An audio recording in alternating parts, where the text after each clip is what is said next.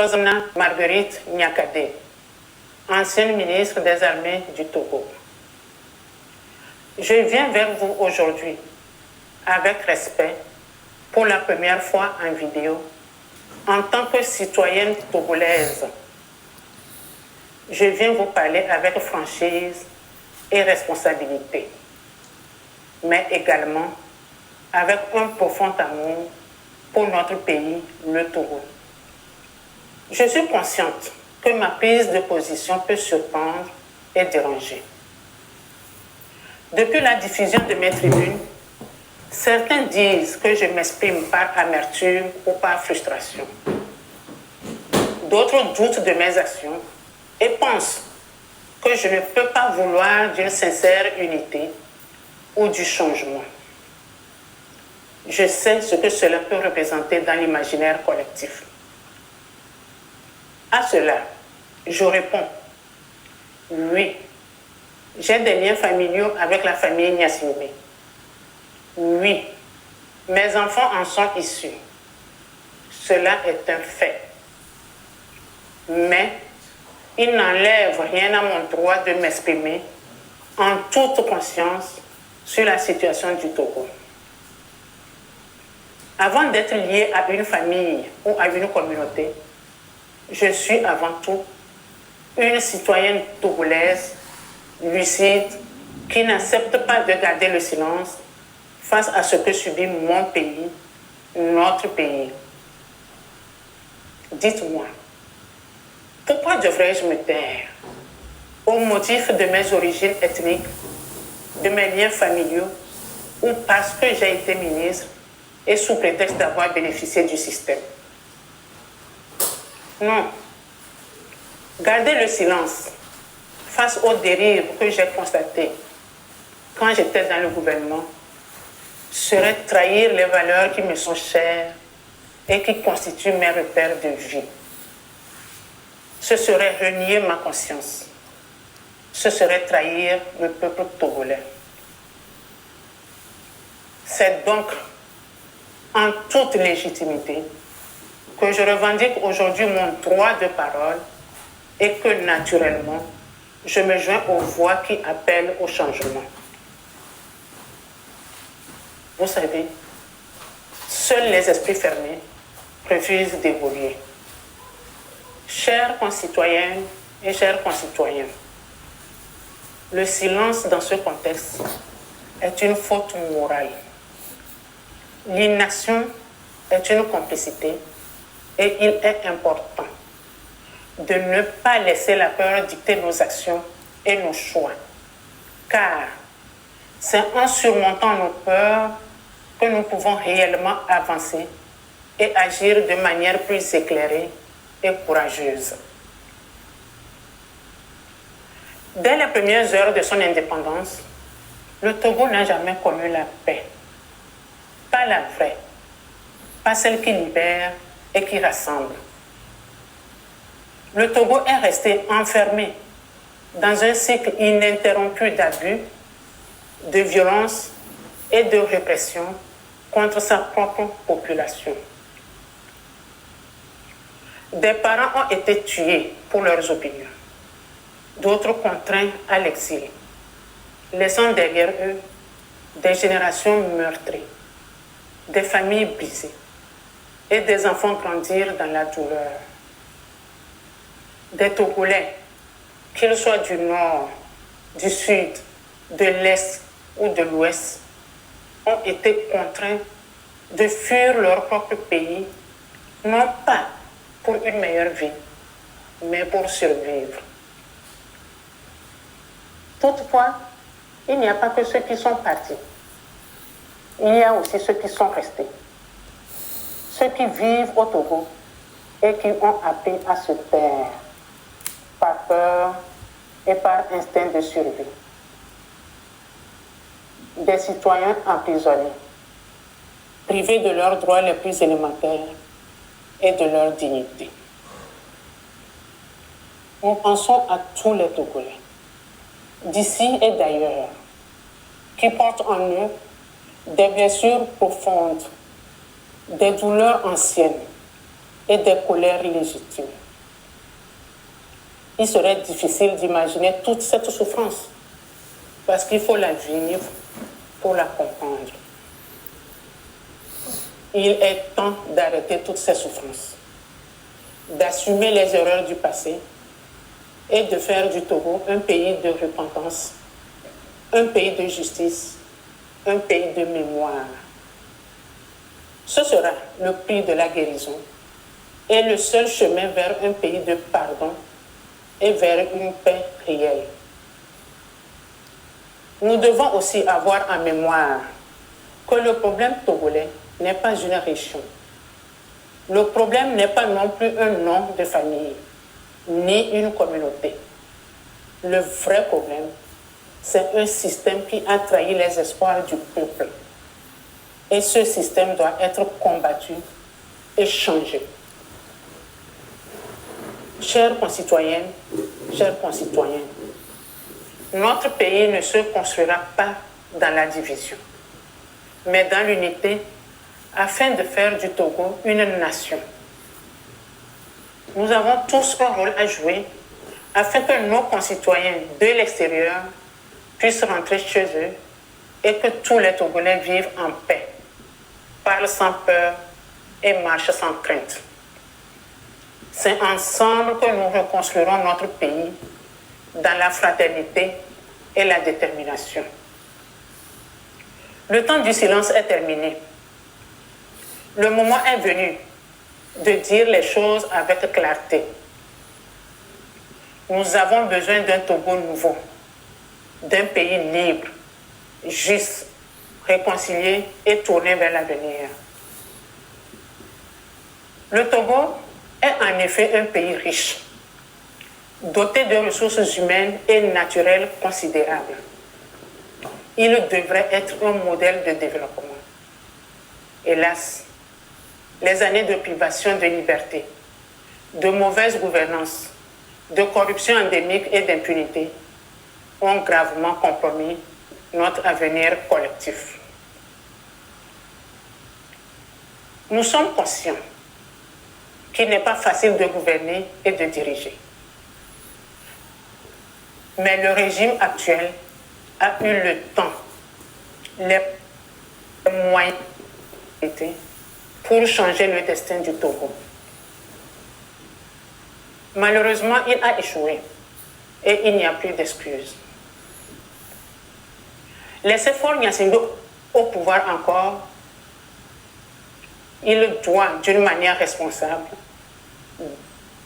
démissionner pour laisser la place à une transition active et nationale en vue de la reconstruction de notre pays.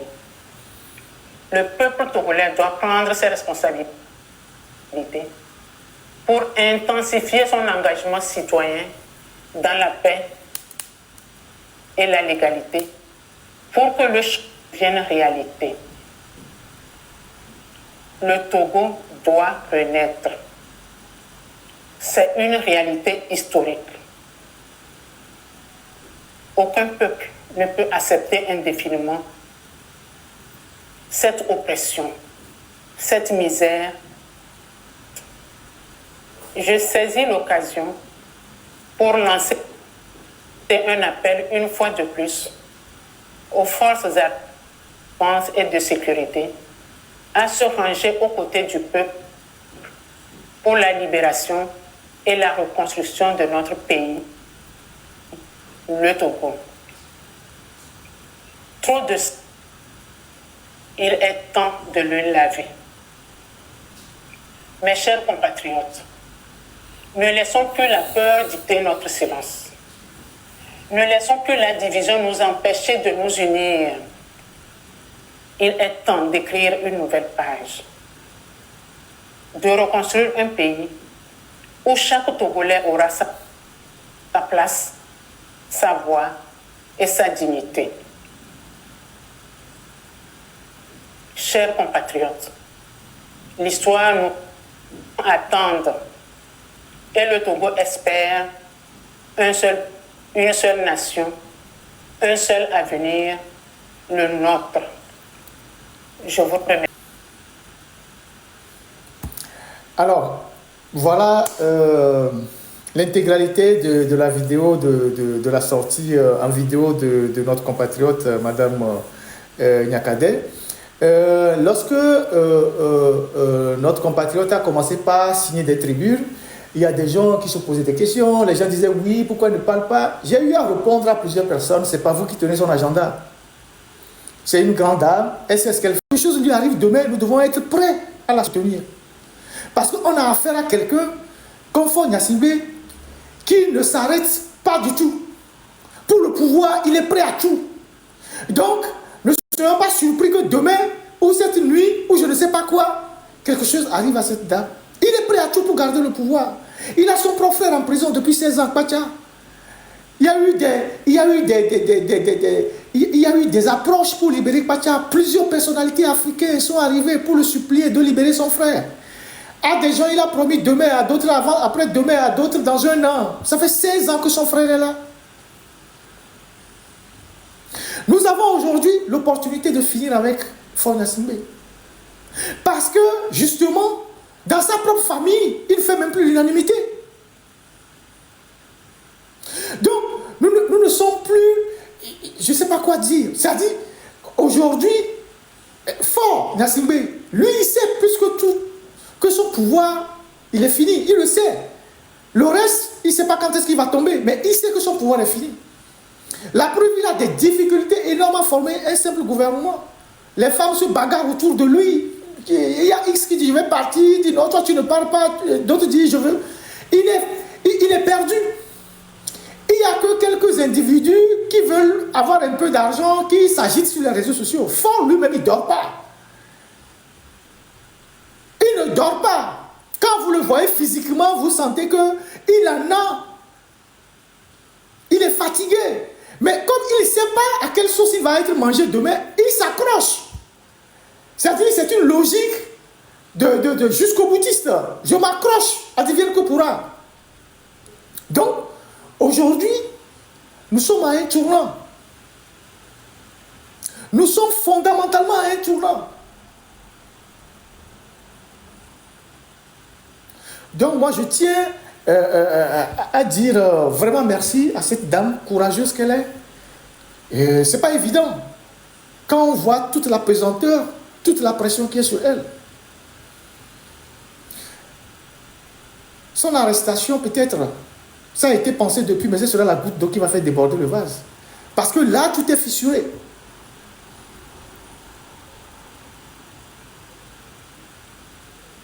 Donc, à nous de nous organiser, à nous de saisir la balle au bon et de savoir quel bout on doit tenir.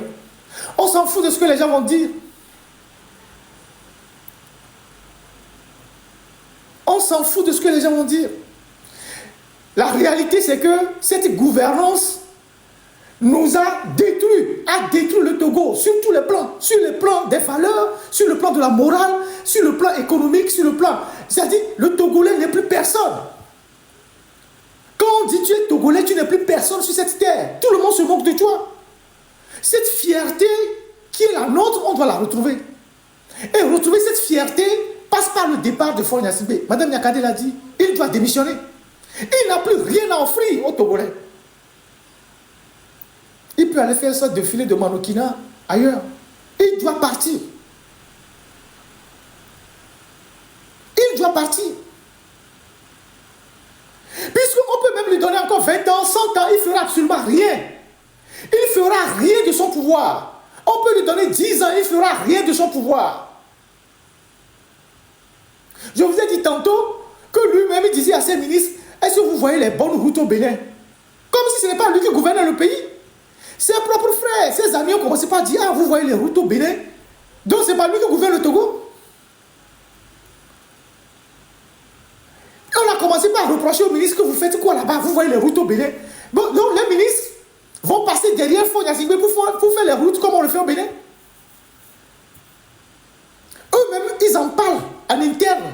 Que vous voyez les bonnes routes au Bénin. Qui va faire les routes? Qui fait les routes au Bénin? C'est le président. C'est lui. C'est lui qui a l'impérium. C'est lui qui donne la direction à suivre. C'est lui qui veille sur les travaux. C'est lui qui cherche les moyens. Mais toi, tu as dirigé pendant 20 ans et tu viens dire à tes ministres, vous voyez les bonnes routes au Bénin, mais qui gouverne le pays? Donc,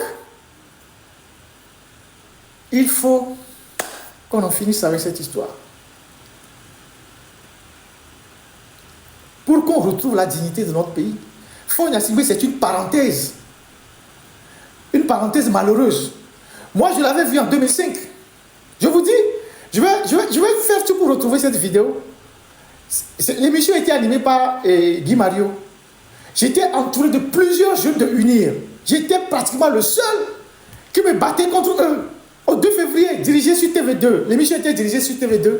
Il y avait Pitan Tchala dans la salle. J'ai dit, votre histoire de Faure Gnassingbé, c'est la phrase que j'ai prononcée, de bout en bout. Votre histoire de Faure Gnassingbé, c'est une nouvelle sauce dans une vieille marmite. Ça ne donnera rien. 20 ans après, ce débat auquel j'ai participé, cette phrase que j'ai prononcée, je dis la même chose.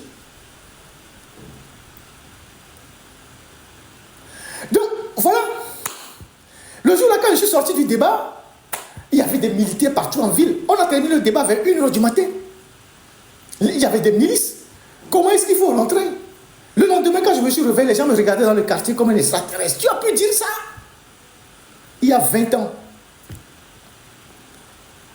Si moi j'avais vu que Faure ne donnait aucun résultat, qui ne l'aurait pas vu? Donc, je pense que merci beaucoup à Madame Nyakadé. On savait qu'on allait franchir cette étape-là. Elle est arrivée maintenant. On reste focus, on continue la mobilisation, la sensibilisation, chacun à son niveau. Tout ce qu'on peut faire pour conscientiser les Togolais, pour mobiliser les Togolais. Il n'y aura pas de répit pour Faure Gnassingbé. Lui donner du répit, c'est lui permettre d'avoir de la force pour se retourner contre nous. Le laisser respirer, c'est lui permettre d'avoir de l'énergie pour se retourner contre nous. C'est pour ça que nous parlons aux militaires. Parce que c'est le dernier barrage. C'est pour ça qu'on parle aux militaires. C'est le dernier carré qui nous protège. Pas tous les militaires, mais un groupe de militaires. C'est pour ça que nous devons leur parler.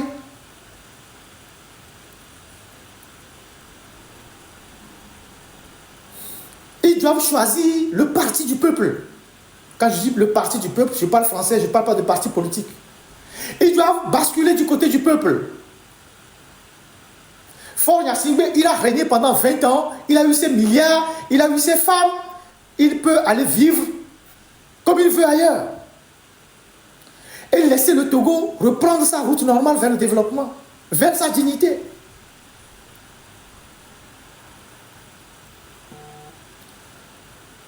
Merci à tous ceux qui ont pris le temps de suivre ce live. Merci à vous tous. On reste focus. Et on mobilise, on conscientise. Et puis on verra bien la suite. Il y a beaucoup de gens autour de Faure Gnassingbé qui savent que c'est fini. Il y a beaucoup. Lui-même il le sait. Parce que cette gouvernance, comme je viens de le dire, les gens ont lié plein de mots, fratricide, liberticide, et je ne sais pas quoi, je ne sais pas, populicide, humanicide, fianficide, comme quelqu'un le dit, on n'en a plus besoin. Qu'un port autonome fasse 1300 milliards de recettes par an et que ne verse que 1 milliard au trésor. Vous arrivez dans la zone portuaire, tout est sale, il n'y a pas de route goudronnée, rien du tout. Que les phosphates rapportent des milliards.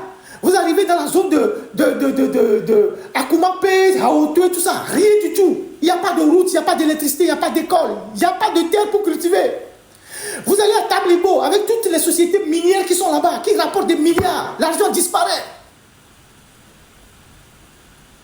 On ne peut pas continuer par accepter ça.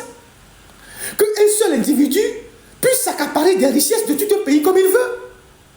Tous ces milliards qui disparaissent, lui-même, il prend une grande partie, il investit le reste dans sa sécurité personnelle. Les surveillances par écoute, les Israéliens, tout ça, la sécurité. Si on a 1000 francs dans la caisse, Faure préfère prendre 900 pour sa sécurité et garder 1000 francs pour le pays. C'est ce qu'il fait. Je vous ai dit ça aussi. Depuis longtemps, je vous ai dit ça. Si on a 1000 francs dans la caisse de l'État, Ford prend 900 pour sa sécurité et il laisse 1000 francs dans la, il laisse 100 francs dans la caisse de l'État. Comment on peut comprendre que pendant ces vacances-là, les étudiants togolais ne peuvent pas aller faire des jobs quelque part, des stages au port autonome de Lomé, à Ouassem, et je ne sais pas où, à l'OTP, pour gagner au moins 100 000 francs par mois et préparer la rentrée. Les étudiants, les élèves en terminale, ils ne peuvent pas aller faire un stage quelque part pour gagner 100 000 francs. Un stage de 2 mois pour gagner 100 000 francs.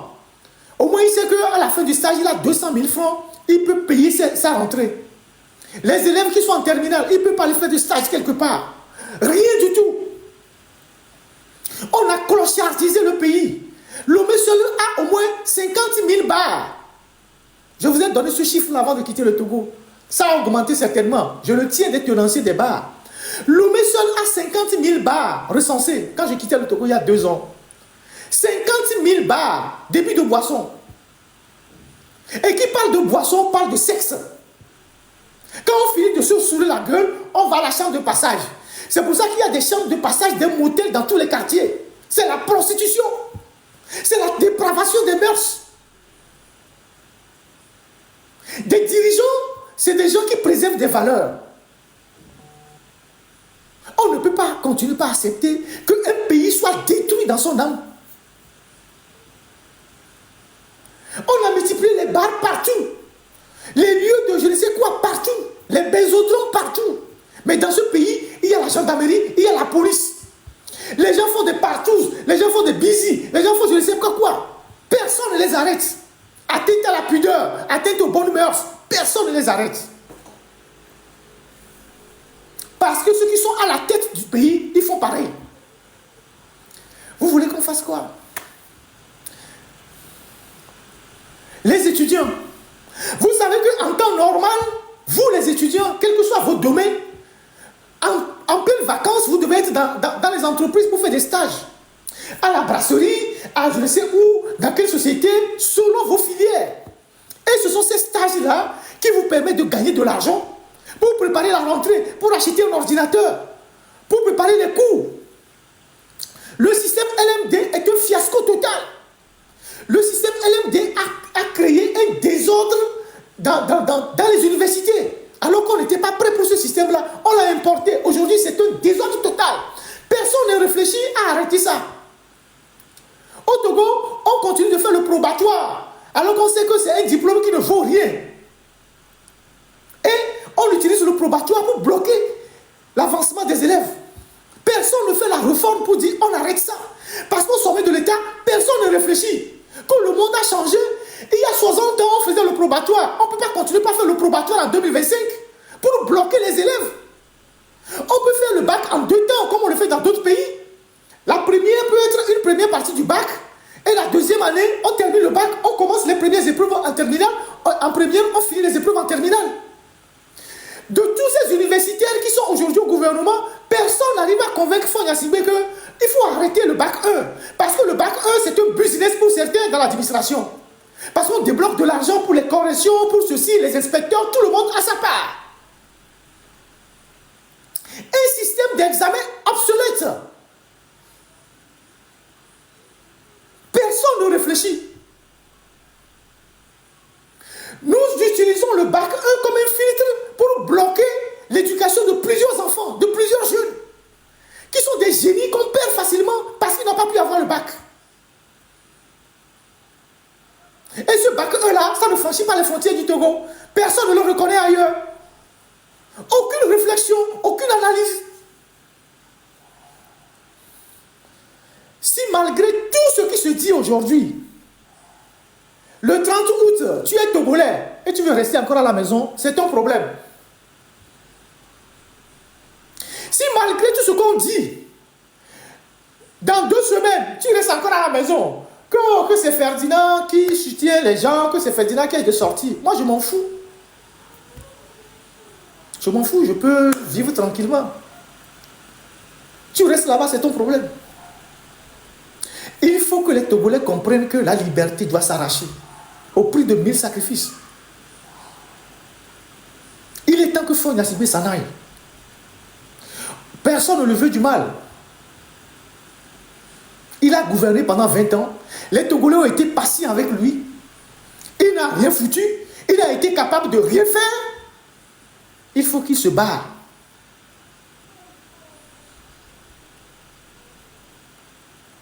À chacun de jouer sa part. À chacun de jouer sa partition.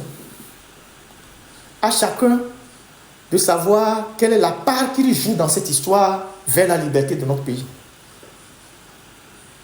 On reste concentré sur les objectifs et on continue de travailler. Merci beaucoup à vous tous ceux qui sont restés dans le live. Je vous souhaite une très très bonne semaine. Je sais qu'il y a d'autres lives qui ont déjà commencé avec la vidéo de Madame Nyakadé. Je vais vous laisser aller suivre ces lives-là. Je reviendrai sur le bac 1, le probatoire. Cet examen-là doit être gommé. Je reviendrai sur ça. Tout le business qui est autour du bac 1 au Togo et qui fait que les gens qui sont dans l'administration, dans le système éducatif, ne veulent pas que cet examen soit gommé.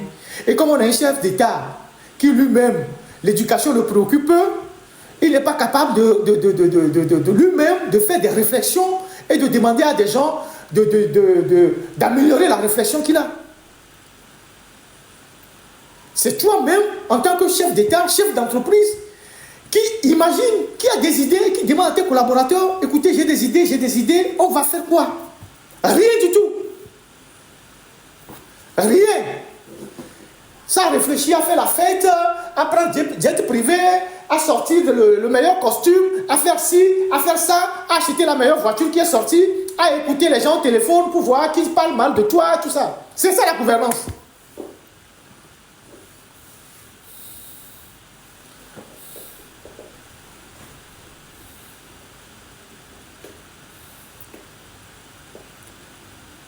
Allez, je vous souhaite une très bonne semaine.